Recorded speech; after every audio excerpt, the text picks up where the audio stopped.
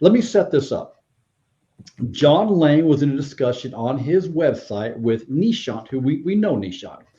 And Nishant was making the point that the mark of apostolicity, which the church will always possess, requires a hierarchy of bishops with ordinary jurisdiction, okay, jurisdiction attached to an office. Well, as Pius XII teaches, bishops receive their jurisdiction from the Pope. So there's been no true Pope since Pius XII. That means there's no more bishops who are appointed to office by the church. There's no more bishops with ordinary jurisdiction.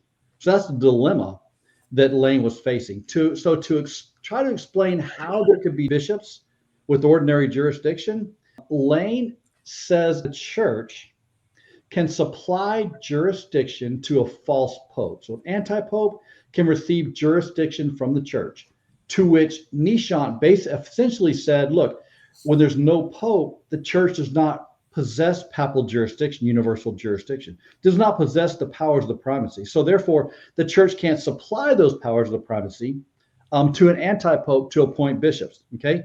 Here's what Lane said in response to this.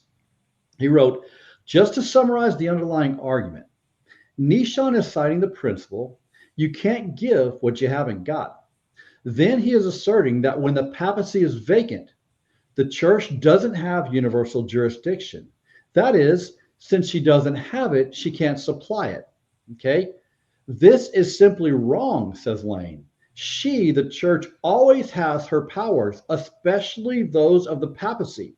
She, the church, exercises them in the person of the Pope when there is one. There is nothing to say that she cannot exercise them in his absence by supply.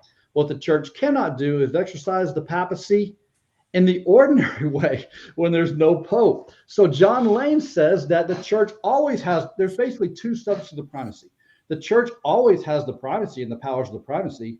And then Lane goes on to say, the church possesses supreme power of the papacy during an interregnum, and therefore can supply the jurisdiction to a false pope to appoint a bishop. That is explicit heresy.